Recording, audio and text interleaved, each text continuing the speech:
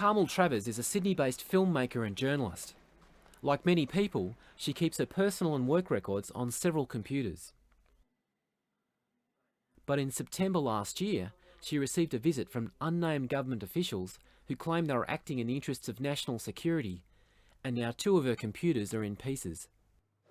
This was what was given back to me of my my computers. My son actually wants to make it into a sculpture just called Freedom of Speech, and which is not a bad idea. And I kept it. I mean, this is the actual drive that was pounded by a crowbar, and there's nothing comic about this. I mean, the intent of those officers was obviously to defend their national security, but you know, I talk about taking a sledgehammer to crack a walnut. You know, it's amazing.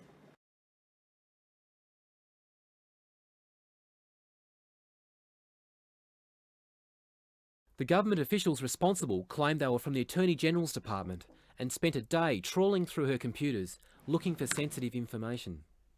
When they found any, they smashed the hard drives with a hammer to make sure it was really erased. They referred to the process as cleansing.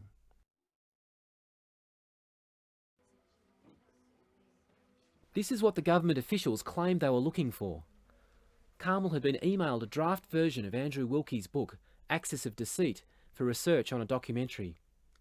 By the time her computers were cleansed, the book had already been on sale for several months, but the draft sent to Carmel contained a few pages that had been deleted from the published version.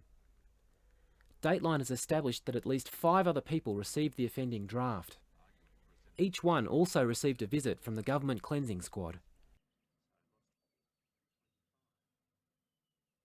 Among them was La Trobe University professor Robert Mann, who commissioned Wilkie's book.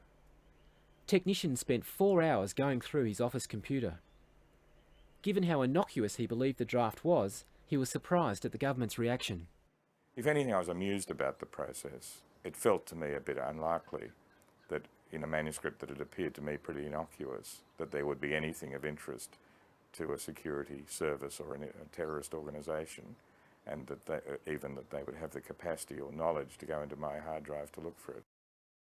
What's particularly Orwellian about this story is that Australia's intelligence agencies have sweeping new powers that can prevent any reporting of incidents like these. The new laws are designed specifically to target people who are not suspects, but merely have information that might be of interest to national security. We and the people we've spoken to have had to take extensive legal advice before proceeding. These new anti-terrorism laws hang like the sword of Damocles over anyone who becomes caught up in the world of national security. In this case, no warrants were issued under the ASIO Act, as everyone agreed to the cleansing. If they had have resisted, they could have faced possibly 5 years in jail, and even talking about the fact that the cleansing had taken place would have been a crime. It raises the question of how many secret raids, destruction of research, and even intimidation of witnesses may have taken place. Bearing in mind that I was only one of many people whose computers were being cleansed, and within the officers who came into my office, there was almost a boast. Because I apologised to them. I said, "Oh, look, it's a bit cramped in here. I'm sorry you haven't got much room to work. Don't worry, we're used to this. We do this every day." And I said, "Oh, really? You know, how often have you done it?"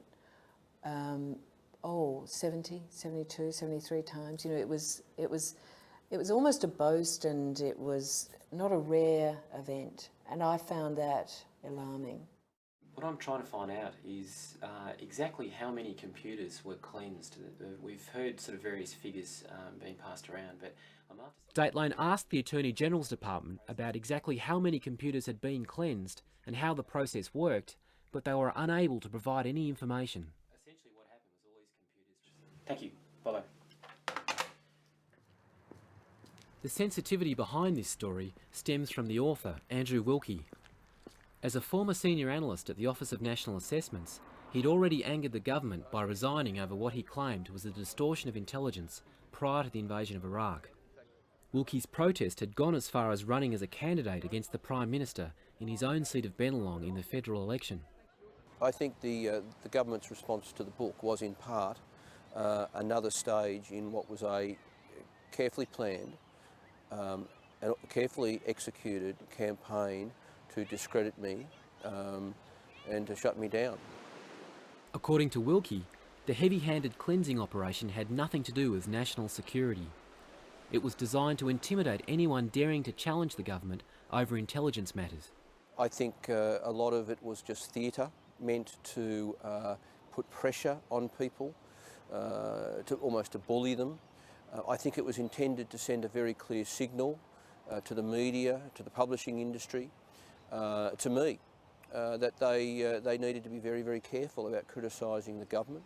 I think the government's behaviour was intended very clearly to send a signal to my former colleagues that you don't cross them, you don't resign, you don't speak out.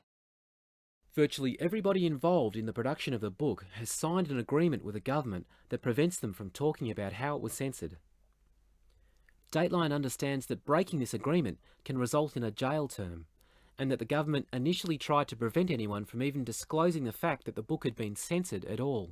So they sought to initially prevent the fact that the book had been censored at all from being reported? I need to be careful here because I have signed an agreement with the Commonwealth not to reveal the detail of negotiations.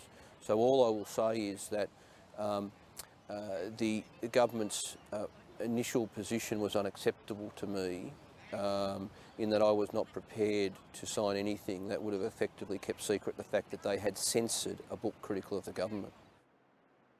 On the 5th floor of this building in central Melbourne are the offices of Black Ink, Andrew Wilkie's publishers. The government cleansing squad spent a week here going through every computer the draft manuscript had been stored on. After taking legal advice, no one from the company was prepared to appear on camera. Just how the government knew about the contents of Wilkie's book before it was published adds yet another Orwellian twist to this tale.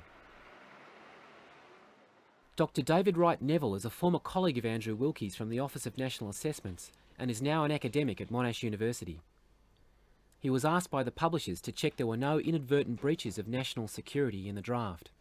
I remember thinking that the book I thought was fairly tame in terms of the sorts of material that Andrew addressed, and I think my recommendations were that we didn't. There weren't many deletions that were absolutely necessary. I think even those were very minor queries. I really had no major concerns about anything that was in the initial draft of the book. Being extremely cautious, the publishers then sought a second opinion from a lawyer in Canberra. The normal thing in publishing is that you fear you might have defamed someone. At least that's been my experience. And there are many extremely skilled lawyers and law firms dealing with defamation.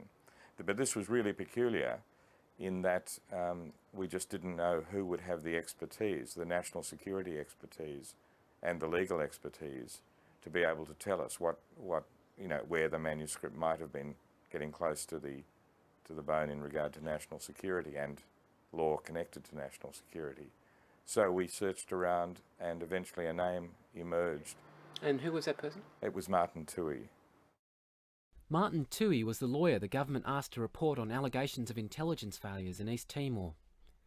When he received the manuscript, Toohey himself sought legal advice. He then took the extraordinary step of sending Wilkie's entire draft manuscript to the Attorney General's Department without consulting either the author or the publisher. Within hours, it was circulating amongst the various intelligence agencies. I was absolutely gobsmacked. I would have thought that a solicitor passing a manuscript given by a client to the Attorney General's Department without any authorisation from the client would have been an extraordinarily obvious breach of the duties owed by that solicitor to that client. But that's not what the ACT Law Society ruled. After the publishers complained about Toohey's behaviour to the Society, it stated that Toohey was justified in law in handing the manuscript over to the government. It stated that when national security could be involved, a public welfare exception exists that allows solicitors to breach their obligation to keep their clients' information secret. Martin Toohey had apparently acted in good faith, said the Society. What sort of position do you think this sort of precedent puts a publisher in who's trying to seek, in good faith, legal advice on a matter like this? That's a very good question, and I myself think that lawyers should be asked that question.